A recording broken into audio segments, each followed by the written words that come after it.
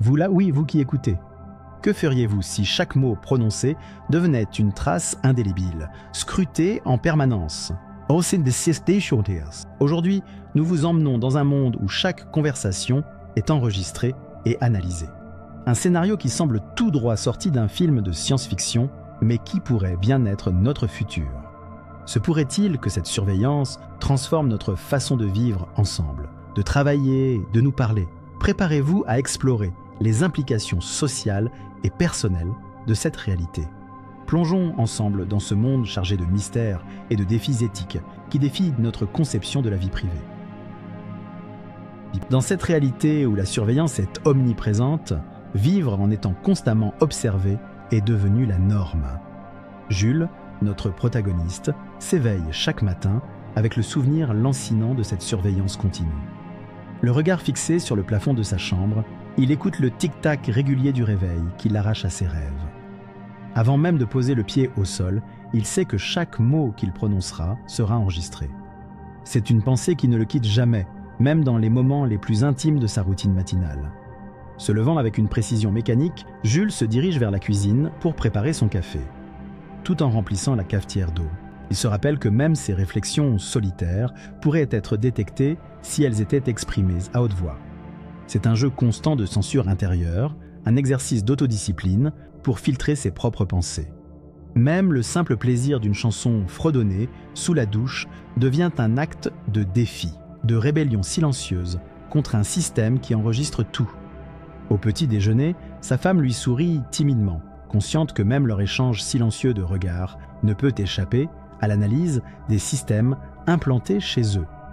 Ils parlent de banalité, échangent quelques mots sur le programme météo de la journée. Le sujet est léger, volontairement choisi, car ils savent que rien ne doit être laissé au hasard. Leurs enfants, trop jeunes pour comprendre la portée de cette surveillance, babillent sans crainte, pendant que Jules et sa femme surveillent chaque mot avec une prudence de plus en plus instinctive. Sur le chemin du travail, Jules regarde par la vitre du transport public des panneaux publicitaires, aux messages aussi sournois que rassurants, vantant les services de sécurité liés à la surveillance. Une voix mécanique annonce le prochain arrêt et il descend, ajustant machinalement son col. Il emprunte le chemin familier qui le mène à son bureau. Dans cet environnement professionnel, le poids de la surveillance est encore plus lourd. Les conversations entre collègues ont perdu leur spontanéité, chaque échange étant dirigé par une prudence bornée. La réunion matinale commence à 9h précises. Les employés prennent place autour de la table de conférence, mais l'atmosphère est étouffée, dépourvue de la camaraderie spontanée qu'ils connaissaient autrefois. Chacun choisit ses mots avec soin, sachant que leur discussion est plus écoutée par les machines que par les êtres humains qui partagent la pièce. Lorsqu'un collègue fait une blague, le rire de Jules est retenu, une courte éruption vite réprimée par la méfiance du système. Entre deux discussions professionnelles, Jules gère ses tâches avec efficacité, mais aussi avec une attention nouvelle portée à ses interactions verbales. Chaque geste, chaque message transmis par courrier électronique ou téléphone est pesé et mesuré. Dans l'open space où les claviers cliquettent sans relâche, les conversations téléphoniques sont devenues rares.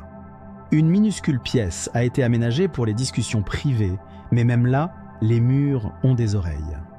À la pause déjeuner, Jules et ses collègues échangent quelques banalités sur la terrasse avec vue urbaine.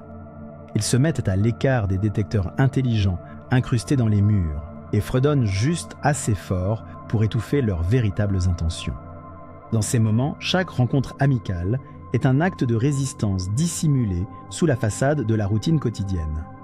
Alors que la journée se termine, Jules retourne chez lui épuisé, non pas par le travail en lui-même, mais par l'énergie dépensée à naviguer dans ce monde où chaque mot est un potentiel piège. En retrouvant sa famille le soir, il ressent un soulagement temporaire. Leur foyer est modeste, mais il est rempli des seules voix qu'il s'autorise à écouter vraiment. Bien que conscients que même là, ils ne sont jamais complètement seuls, ils ont appris à partager des moments de tendresse silencieuse, tel un code secret dans un monde bruyant. Ainsi, en ce monde saturé de surveillance, Jules continue son combat quotidien, équilibrant subtilement modernité et vigilance. La vie s'écoule, inchangé en surface, mais en dessous, sous le regard constant des systèmes, chaque jour est une danse délicate entre exposition et préservation. Dans ce monde où la technologie s'est infiltrée jusqu'au plus profond de l'intimité, notre protagoniste doit jongler avec les divers systèmes de surveillance qui régissent sa vie. Les appareils envahissent chaque espace, micros dissimulés dans les objets du quotidien, caméras omniprésentes dans les lieux publics et même des capteurs dans les vêtements. Aucune conversation ne passe inaperçue, tout se trouve enregistré, analysé, catégorisé par des algorithmes de plus en plus sophistiqués.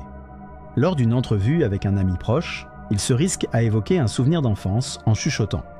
Mais le discret bourdonnement du petit appareil sur l'étagère rappelle qu'aucune confidence n'est sacrée.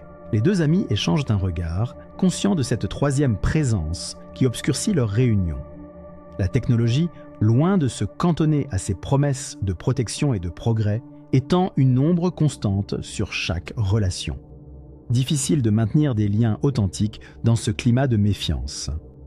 Les amis deviennent des silhouettes furtives, les rires se taisent, tout contact se charge d'une prudence excessivement lourde.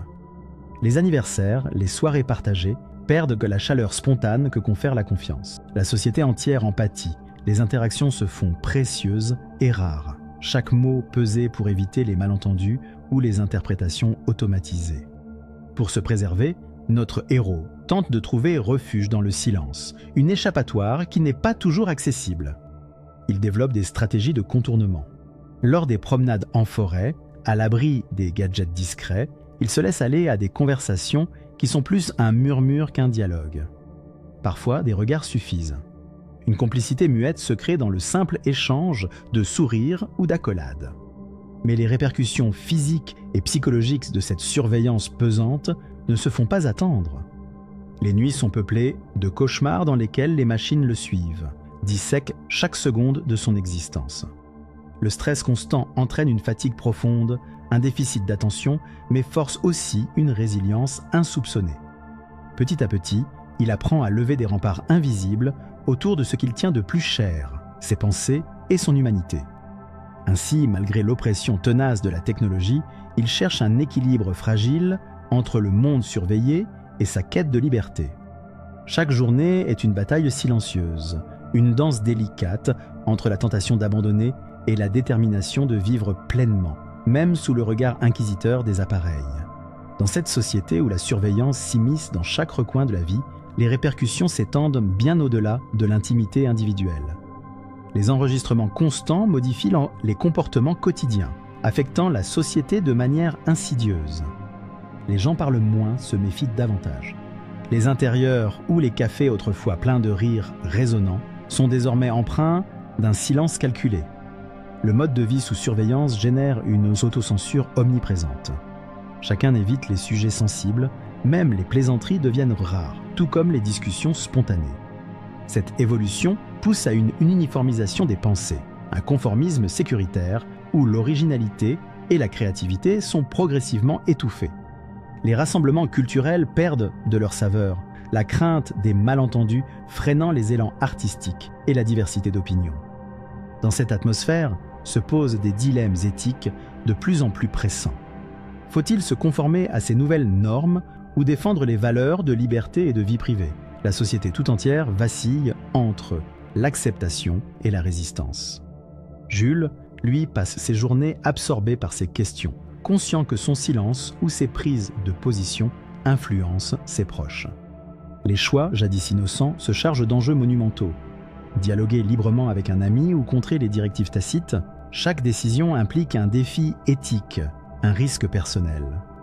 Les cas de rébellion se multiplient, portés par ceux qui refusent de se plier à cet œil omniprésent. Pour eux et pour Jules, il est essentiel de maintenir l'espoir et de se rappeler que chaque mot, même sous surveillance, a le pouvoir de changer le monde.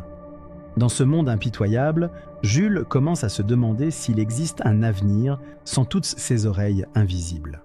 Il se remémore des rares instants de liberté de sa jeunesse avant que les murs ne commencent à tout entendre. L'idée d'une vie sans surveillance semble lointaine, presque utopique.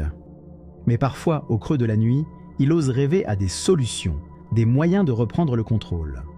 La vie de notre protagoniste dans cette société surveillée l'a transformé en un combattant silencieux. Jules envisage d'organiser des réunions clandestines avec d'autres qui, comme lui, veulent croire à une chance de changement. Il se dit qu'avec quelques personnes déterminées, il est possible de trouver des espaces à l'abri des capteurs, des lieux où ils pourront partager leurs espoirs sans crainte. Ces réunions secrètes, peut-être lors de randonnées en dehors des sentiers battus, pourraient être le début d'un mouvement. Même si cela reste risqué et difficile, l'idée ne le quitte pas. Jules aspire à un monde où ses enfants pourront grandir sans cette peur constante, où ils vivront pleinement sans autocensure. La perspective d'apporter un meilleur avenir à la prochaine génération lui donne le courage de poursuivre ses réflexions. Il sait qu'il ne peut ignorer la réalité, mais il est déterminé à trouver des moyens de l'affronter. Chaque jour, il se fait la promesse de ne jamais baisser les bras, prêt à agir lorsque l'opportunité se présentera. Chaque jour vécu sous l'œil inquisiteur des machines est une bataille. Cependant, l'espoir persiste. Il partage désormais ses observations, ses peurs et ses rêves d'un futur libre avec d'autres compagnons discrets. Ensemble, ils trouvent courage et détermination pour résister. Leurs échanges prudents sont devenus le symbole d'une humanité qui refuse de s'éteindre, une flamme vacillante mais résistante face à un monde transformé.